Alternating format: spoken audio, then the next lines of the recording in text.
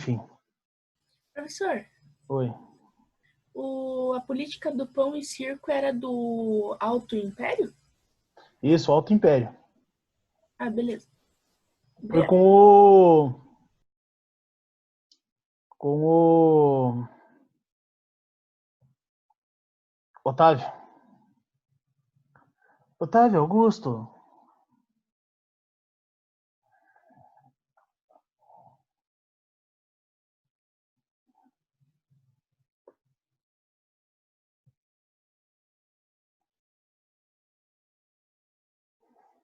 Então, assim, ó, voltando lá. A gente está comentando sobre o Alto Império, tá? Então, agora a gente está falando sobre o Alto Império, o período de ascensão do Império Romano, dos primeiros imperadores, das primeiras dinastias. Então, Otávio Augusto, período de estabilidade, política do pão e circo, paz romana, beleza? Tibério implantou a lei da majestade. Eis que o terceiro, aqui, ó, o negócio, cara, começa a desandar com o terceiro imperador romano, que é o Calígula, tá? Esse Calígula, pense num cara doido. Você pensou num cara doido? Você multiplica por 2. Esse, esse é o Calígula, tá? Mas tudo isso, professor? Exatamente. Primeiro porque o nome dele não é Calígula, né? É um apelido. Calígula, sabe aquelas roupas dos soldados romanos e tudo mais?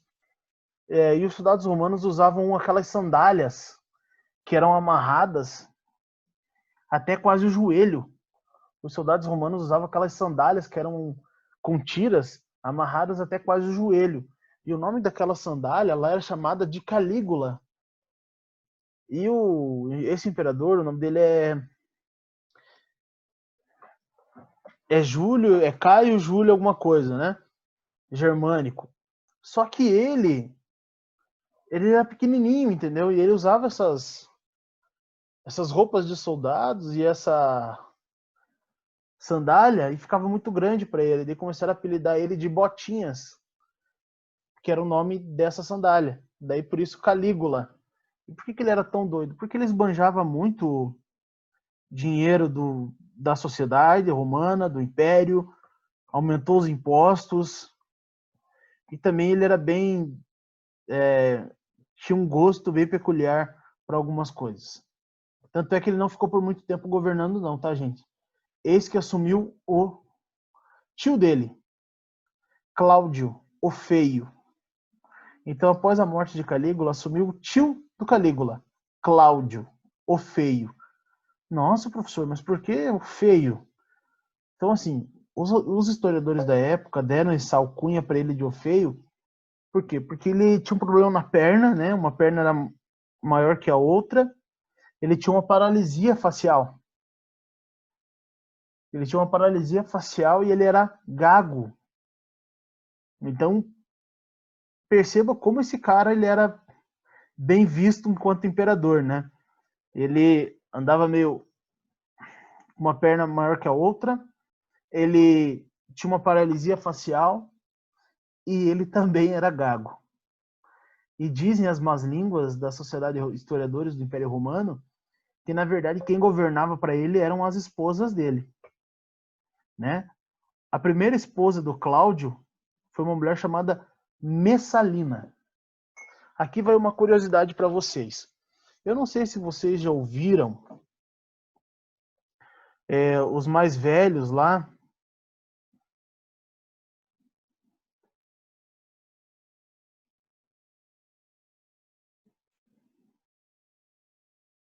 Bullying desde aquela época.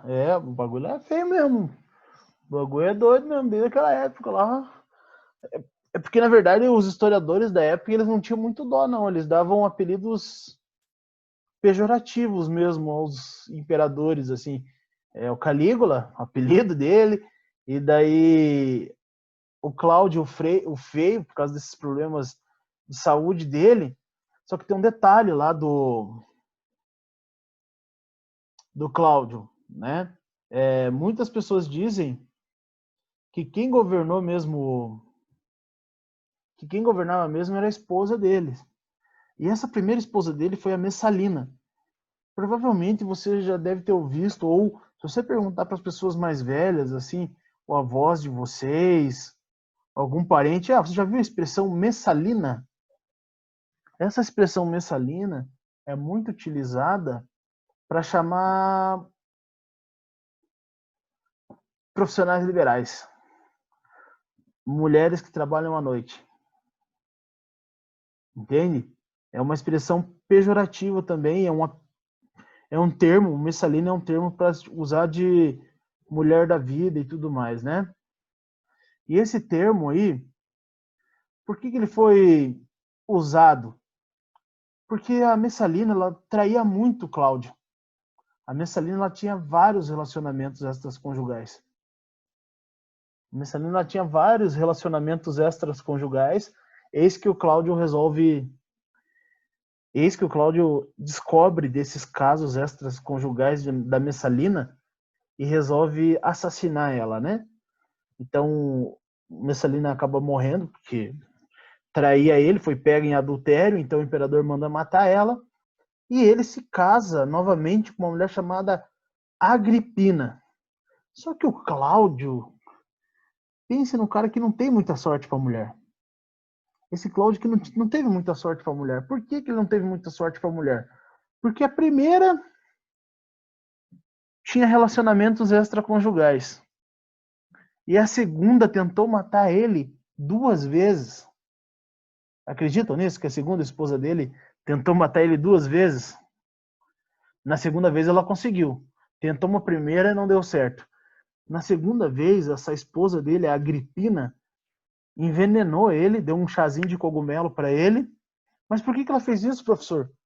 Para dar o poder para o filho dela.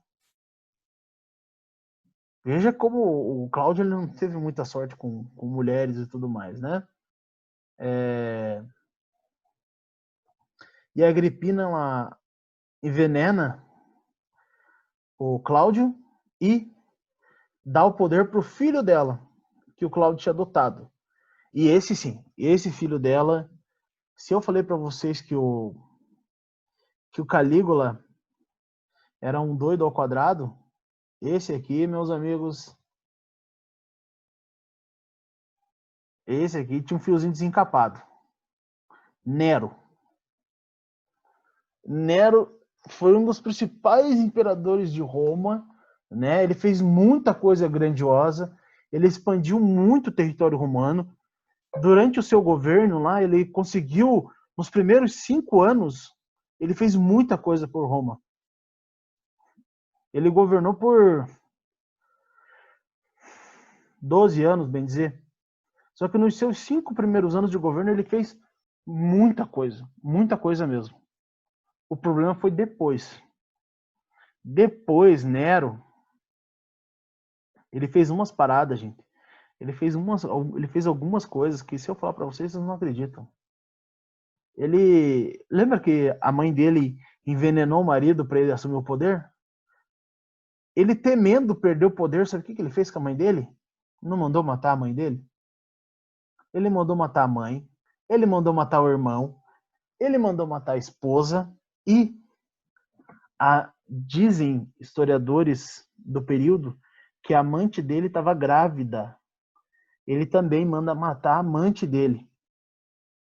Então percebo que Nero, ele não era aquela pessoa tão gente boa assim, né? Ele era bem controverso e bem perverso com relação à sua família, né?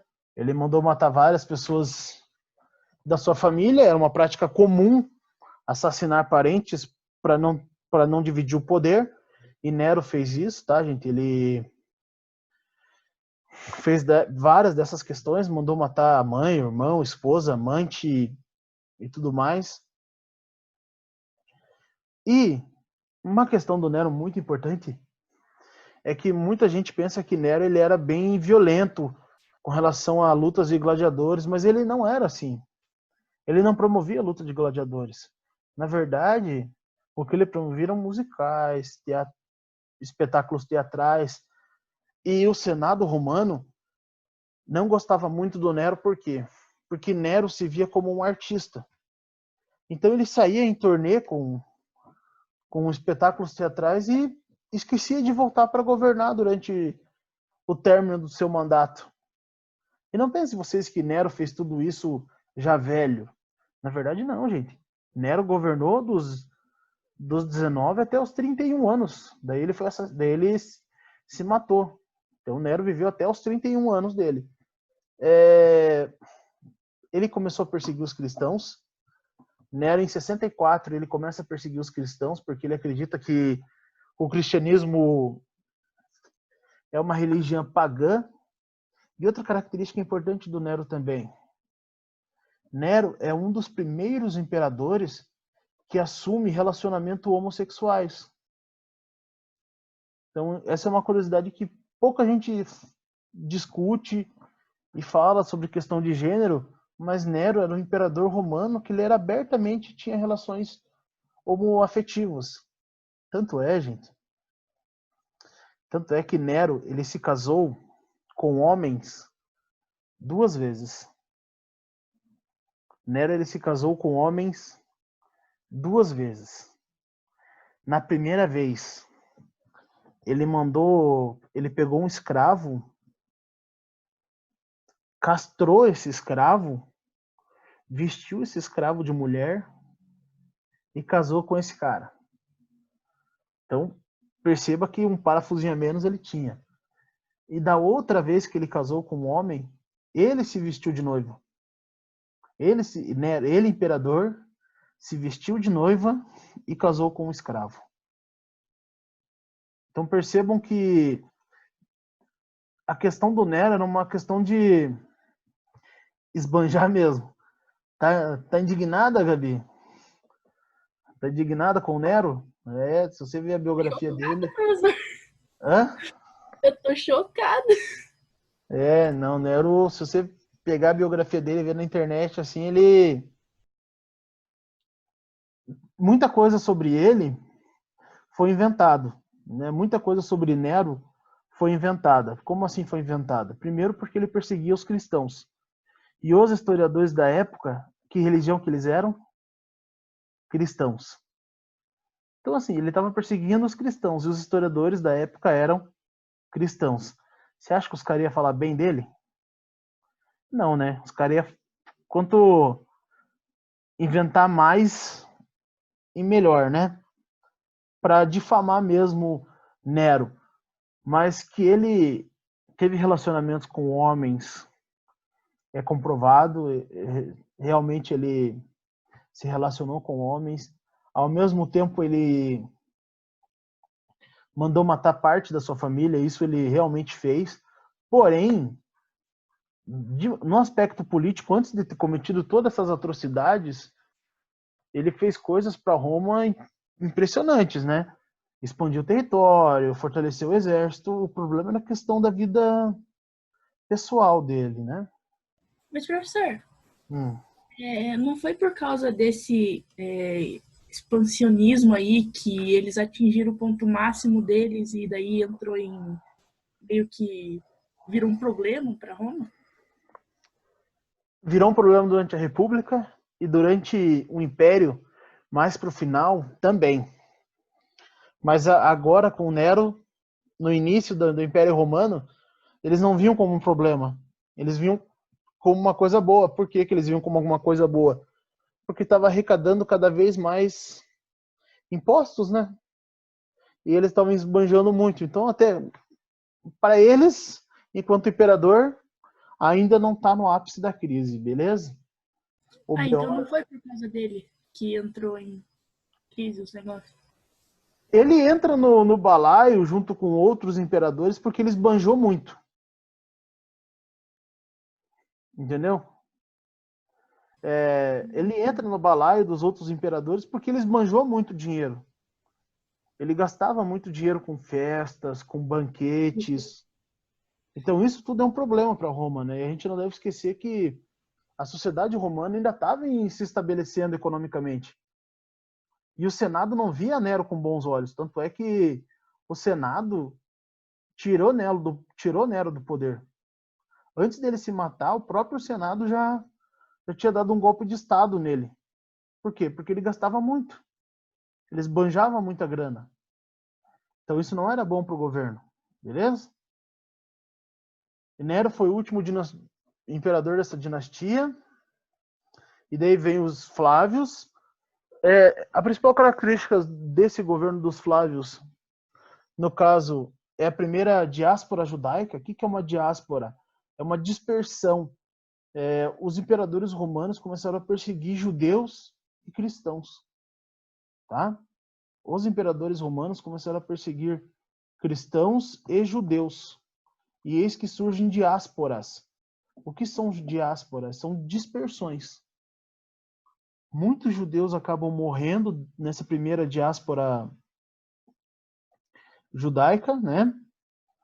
Muitos acabam morrendo e outros acabam se espalhando por todo o continente europeu e também no Oriente Médio, da Ásia Menor também. E daí nós temos outra dinastia. Aqui já é o começo do fim, tá, gente? Aqui já é praticamente o começo do fim do Império Romano. Esses imperadores, eles começam a gastar muito, investir em construção de cidades, monumentos. Isso tudo é um problema, né? Por quê? Porque eles começam a esbanjar muito dinheiro. E o Senado romano começa a se enfraquecer e perseguir esses caras, beleza? Eis que Cômodo é o último grande imperador romano. Então, o último grande imperador desse período, conhecido como Alto Império Romano, foi o Cômodo. Beleza? Agora, a partir de 285, a gente tem a formação do Baixo Império Romano. É quando Roma, literalmente, agora sim, Gabi, começa a entrar em crise social muito grande. Por quê? Porque tem um custo, né? Tem um custo. Anos e anos de aumento de impostos, política do pão e circo, o desemprego elevado, ao mesmo tempo, pouca arrecadação, e os caras esbanjando demais. Uma hora a conta ia chegar, e a conta chegou em Roma. Por quê? Porque o império começa a entrar em crise. Putz, e quando começa a entrar em crise, aí sim é um problema. Por quê? Porque daí dá esse início o Baixo Império Romano. E ao mesmo tempo tem uma questão social muito grande, que é a relação dos cristãos. Os cristãos em Roma, eles estão aumentando cada vez mais. E até então o cristianismo não é ainda uma religião oficial. E também não é aceita. Ela é proibida. Mas a maior parte da população em Roma já é cristã. E isso também é um problema. Porque os imperadores eram pagãos. Eram politeístas. Acreditavam nos costumes gregos ainda, da mitologia. Então perceba que já tem um atrito social religioso também nesse bolo da crise aí muito forte, tá? E o Diocleciano, ele resolve instaurar uma tetrarquia, dividir o Império Romano em 4 partes. É lógico, gente. É lógico que não dá certo. Por quê? Porque você quer dividir um problema em 4, mas aí você quer centralizar o poder para você. Não adiantou muito. Até que, em 312, assume um imperador em Roma, e esse cara aqui ele é muito importante. Em 312, assume um cara muito importante, nesse período do Baixo Império Romano. Assume um imperador que é quem? Constantino. Cara, deixa eu falar dar uma dica para vocês. Sabe na apostila de vocês? Na página 3 ali, 3 e 4, cara, é muito importante isso. Por quê? Porque essa parte aqui de Baixo Império Romano, a federal costuma pegar características desse Baixo Império Romano, beleza?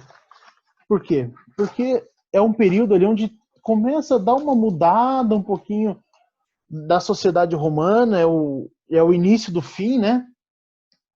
Em 312 assume Constantino. O que o Constantino ele faz de tão importante assim?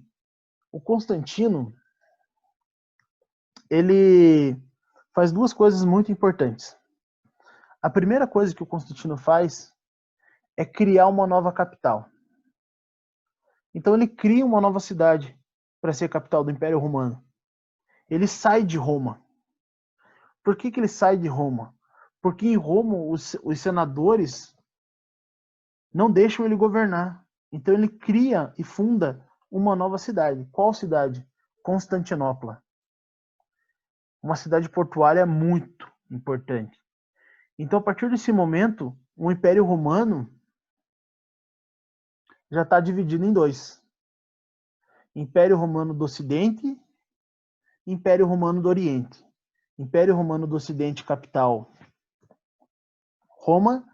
Império Romano do Oriente, capital Constantinopla. Quem cria essa capital? Constantino. Mas por que ele fez isso, professor? Cara, porque ele queria fugir do predomínio ali, do monopólio do Senado que não deixava ele governar. E ao mesmo tempo, ele, enquanto imperador, ele também faz outra coisa muito importante. Ele concede o direito e ele dá liberdade de culto aos cristãos. Então, Constantino ele percebe que os cristãos já são a maioria da população. Então, não tem por que ficar correndo atrás dos caras se eles já são a maioria. Quanto mais ele perseguia os cristãos, mais os cristãos se multiplicavam em Roma.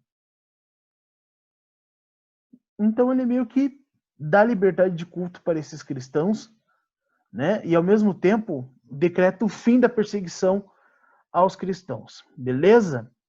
E em 395, daí depois de Cristo, Teodósio, ele faz outra coisa muito importante.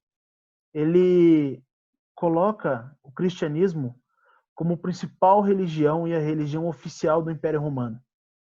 Então, em 395, o cristianismo já é a religião oficial do Império Romano. Cria-se uma igreja para o cristianismo. Qual a igreja que é criada?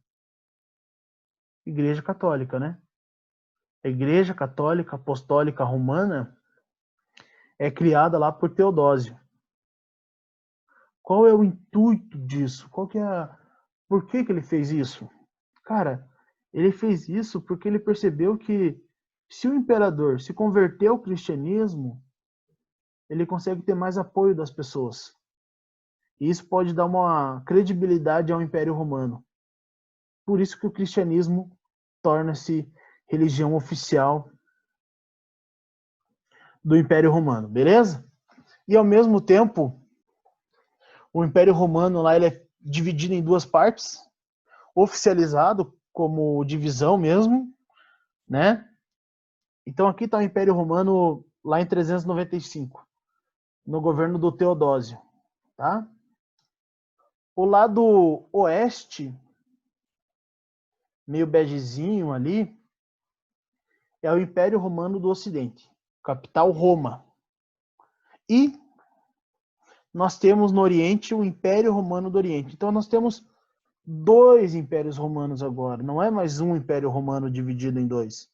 Agora a gente tem dois impérios romanos distintos. O Império Romano do Ocidente e o Império Romano do Oriente. Professor, mas a maneira de governar entre eles era próxima? O do Oriente começa a se enriquecer cada vez mais. Por quê? Tá vendo Constantinopla aqui no mapinha, gente? Constantinopla é uma cidade portuária. E por ser uma cidade portuária, ela liga literalmente a Ásia à Europa. Então isso é muito importante para a formação do Império Romano. Beleza, gente? Tranquilo? Só para encerrar agora bem rapidinho. E quais foram os fatores que levaram à crise do Império Romano? Quais foram os fatores que levaram a essa crise do Império Romano? Primeiro, quando o Império Romano ele se expande, o seu máximo, seu limite máximo, não tem para onde ir mais. Não tem como crescer mais. Então não tem como você escravizar mais pessoas. Então o número de escravos ele vai diminuindo gradativamente. Lembra que durante a República eles eram a maioria. Agora eles vão diminuindo gradativamente. E se tem pouco escravo, tem pouca mão de obra. Se tem pouca mão de obra, há uma queda da produção agrícola. Por quê? Porque há poucas pessoas trabalhando no campo. Então, veja os fatores da crise do Império Romano. Crise do escravismo, queda da produção agrícola, movimentos separatistas, várias regiões de Roma começam a se separar. A gente deve lembrar que o Império Romano ele era muito grande, era toda a Europa. E algumas regiões mais afastadas de Roma começam aos poucos a se separar do Império. A região da Gália, a Península Ibérica, o norte da África, começa a se separar do Império Romano. Daí nós temos uma crise econômica, as invasões germânicas e revoltas populares. E, ao mesmo tempo, o fortalecimento de uma nova religião. Tranquilo, gente? Tudo certo? Espero que vocês fiquem bem, então. Vocês querem que eu envie para vocês esses slides? Vocês querem que eu envie para vocês esses slides? Então é isso, gente. Espero que vocês fiquem bem. Boa semana. Boa semana. Qualquer dúvida, estamos aí.